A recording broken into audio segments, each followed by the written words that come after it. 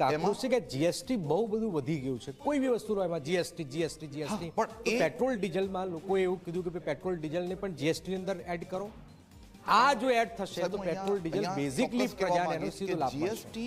GST જે છે બે વાઇટ પાર્ટમાં ડિવાઈડ થયેલું છે, સેન્ટ્રલ અને સ્ટેટ. જીએસટી કાઉન્સિલની જે મીટિંગ છે એમાં દરેક સ્ટેટનું પણ સભ્યપદ છે અને દરેક સ્ટેટ જો એગ્રી કરે તો એ વસ્તુ દૂર નથી.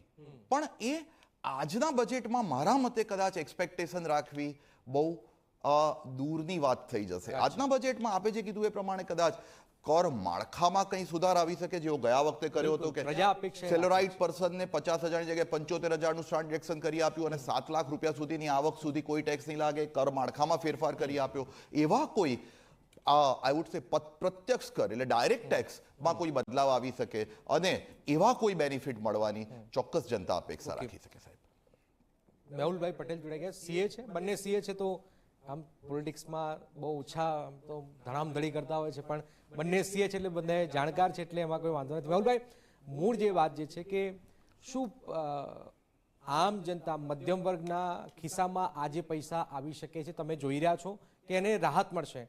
મેં પહેલાં પણ કહ્યું કે 20 થી 30નો જે સમય છે ને બહુ ભયાનક થઈ ગયો. લોકોના ખિસ્સામાં પૈસા નથી રહેતા. એ 50,000, 70,000, 80,000નો પગારદાર પણ એના ખિસ્સામાં પૈસા નથી બચતા. શું પૈસા બચવા માટે કોઈ આમાંથી કોઈ જાદુઈ સ્કીમ આવી શકે છે અથવા જેમ ચાલે છે એમ જ ચાલશે? મેહુલભાઈ, જેમ આપણા અગાઉ એક્સપર્ટે વાત કરી એ પ્રમાણે તમે જેમ કીધું કે અત્યારે પરિસ્થિતિ તમે પોતે વર્ણવી કે 20 થી 30 તારીખ સુધીમાં કોઈની પાસે બજેટ પોતાના ખિસ્સામાં હોતું નથી, પૈસા નથી રહેતા. તો એનું કારણ શું છે કે જે મોંઘવારી વધી રહી છે એના પ્રમાણમાં તમે જોશો તો વેતનનો દર વધી નથી રહ્યા અથવા તો બેરોજગારી એટલી વધેલી છે. તો આમાં અને હવે તો આપણને એક્સપિરિયન્સ છે આપણા નાણામંત્રીનો, એટલે હવે જે બહુ સાચી વાત કરી જયદેવભાઈએ કે હવે કોઈ એક્સપેક્ટેશન રાખવી યોગ્ય નથી. અને તમે જે શબ્દ વાપર્યો કે જાદુ, તે આ સરકાર છેલ્લા આટલા વર્ષથી જાદુ જ કરતી આવી રહી છે કે જેમ હમણાં